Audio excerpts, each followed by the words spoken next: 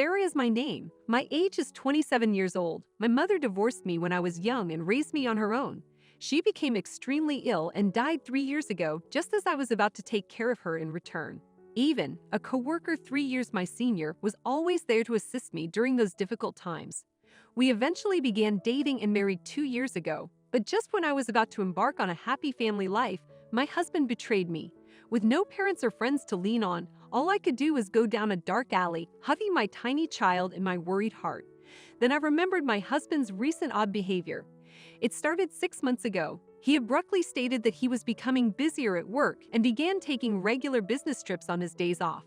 "I have to go out for work golf," he explained. "Make sure to lay out my new golf clothing and polish my shoes and clubs." "Why are you playing golf again? Why don't we spend our free day together?" "My profession requires me to play golf. Besides, being with you serves no purpose for me. Just keep quiet and follow directions." He never used to speak to me in that manner. Even when I argued, he refused to listen. As my belly became larger with our child, I became concerned. But I figured that once the kid was born, he'd go back to being the nice guy he used to be. I spent my days fantasizing about a bright future for our three-person family and hoping for the development of our pregnant child. Things began to shift around a month after I gave birth. My husband began to analyze my distressed expression. "You were never beautiful, but after giving birth, you have aged much more. You are truly unattractive. I have to look after the infant in the house. I don't have time to take care of my appearance. That is merely an excuse. Why did I marry a poor and ugly woman?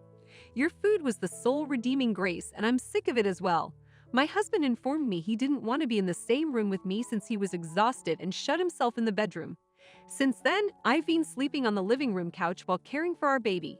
It's difficult right now, but things will improve once we have a little more breathing room. I just have to keep going. That's something we chuckle at nowadays, I believe.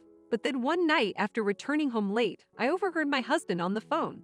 "You just broke up with me and you're calling me." Listening in, it appeared that he was conversing with someone he had gone on a date with.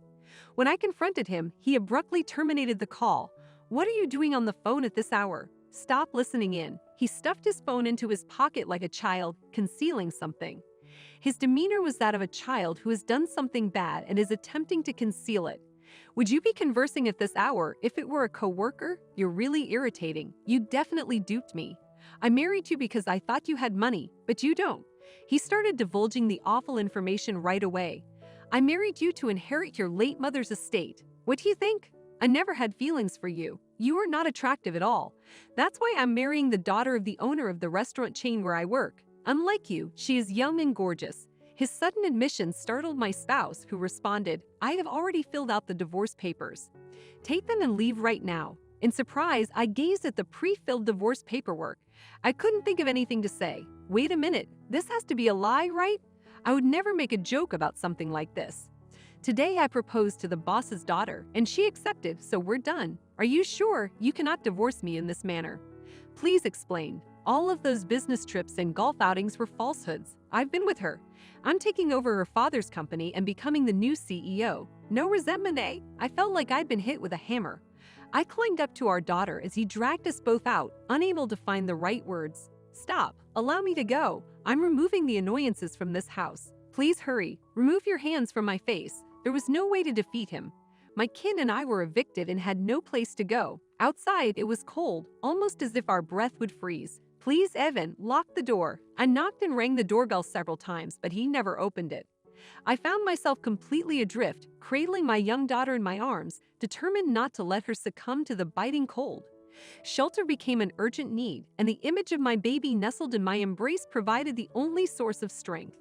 There was no time to even reach for my phone, let alone make a call. However, when I searched my apron pocket, I stumbled upon my wallet containing $30 from my previous shopping trip. With a hint of uncertainty, I entered a quaint, small hotel that fate had led me to and inquired at the front desk, addressing the elderly couple working there. "How much is a room for the night?" To my dismay, the room cost $50, which exceeded my available funds. As I turned to leave, the elderly couple kindly asked what had brought me to their doorstep. The moment I began to explain, tears welled up uncontrollably. They guided me to a cozy spot by their inviting fireplace and offered me solace. After listening to my story, they generously allowed me to stay for the mere $30 I had and even provided a warm needle for my daughter and me. Remarkably, they even supplied diapers for my little one. The following day, I headed home with the intention of sorting things out with my husband, but to my astonishment, I saw his car pass by with another woman in the passenger seat. Hastening back, I found his car missing from the driveway and the house was securely locked, leaving me with no alternative but to wait in the chilly garage. When he finally returned that evening, he completely ignored me and I was turned away once more. Ultimately, he presented me with a paltry sum and divorce papers, sealing our fate. Soon after, I heard news of his remarriage, this time to his boss's daughter.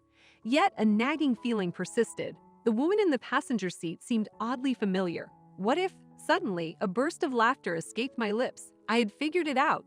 I couldn't help but giggle at the prospect of karma inevitably catching up to him. However, my first priority was securing a livelihood, finding employment, and dedicating myself to supporting my child. A decade passed before I realized it. My once infant daughter had grown into a thriving young girl who even lent a hand with household chores. One day as I approached employment, I heard a familiar voice call out, "Sarah, I finally found you." It was my ex-husband, his breathless and disheveled appearance suggesting he had rushed to reach me. His face bore the marks of a beating, a swollen crimson cheek serving as evidence. He implored, "Could you spare me some money? I've borrowed from dangerous people, and the consequences will be dire." I couldn't help but question, "Why did you marry your boss's daughter? And what does that have to do with the next president?" He began to explain. He had climbed to the position of vice president after marrying his boss's daughter and had enjoyed a comfortable life. However, the company had gradually faltered. One restaurant after another shuttered, and eventually the company was sold. He sighed, "Well, every establishment these days is grappling to attract customers. We would have been fine if that chain restaurant hadn't opened nearby." He pleaded once more, "Could you lend me some money?" My ex-husband gazed at me with teary, hopeful eyes.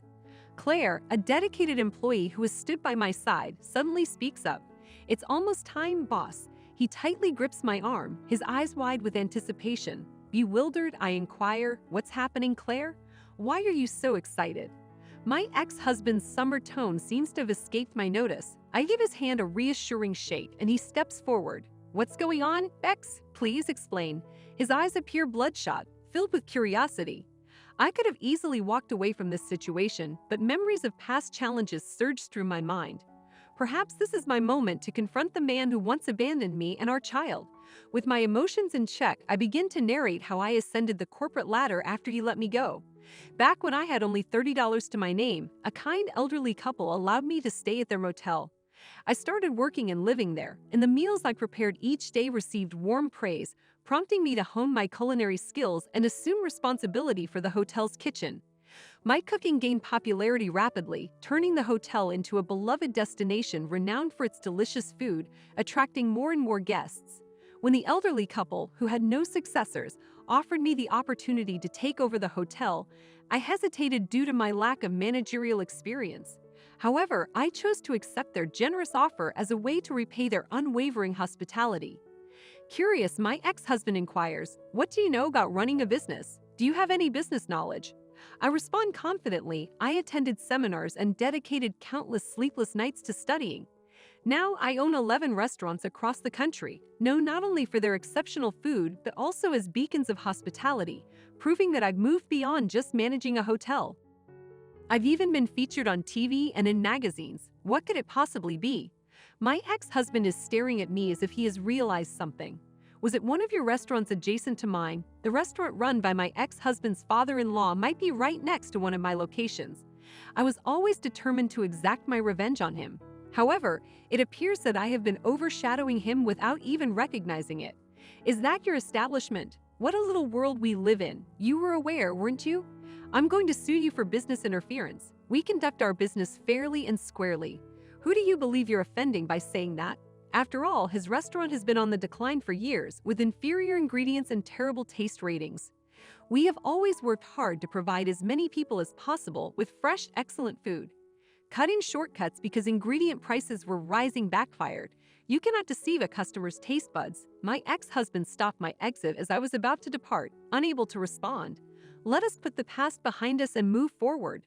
I accept your apology. Let's stay together again. I don't require your pardon." How could you say such a thing while still married? She is no longer the CEO's daughter. I'm going to divorce her right now. Besides, she's a serial liar. You mean her beautiful looks are the result of plastic surgery? What? How did you find out? She was a classmate of mine. When I saw her in his car previously, I knew her.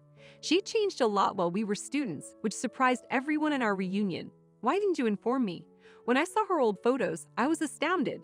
I put up with it because she was wealthy, but if she's poor and unattractive, I'm done with her. Let us begin again. My self-centered ex-husband disgusted me to no end. He's clearly counting on my money. Remember, you were pleased to leave your unattractive wife, and you even abandoned our young daughter. Why should I forgive you? I walked away from him and into my office building, my back to him. Unable to let go, he followed me into the lobby and began shrieking. Please do not desert me. This is my place of employment. If you interfere with it, I'll contact the cops. Don't be so icy. Were we not a lovely couple? Stop deceiving yourself. I won't hold back if he shows up again. A huge security guy took him out, and he sat despondent on the curb. He eventually divorced a woman who was the CEO's daughter. He obtained work as a living janitor at the office of a buddy. Hopefully, he will regret his actions in the future. It would be ideal if he could polish his soul in addition to the flooring. Meanwhile, my career is prospering. We now even have childcare facilities at work, and we hire single mothers like myself. My daughter, who is now studying, says she wants to be a businesswoman like me. I am eagerly anticipating that day.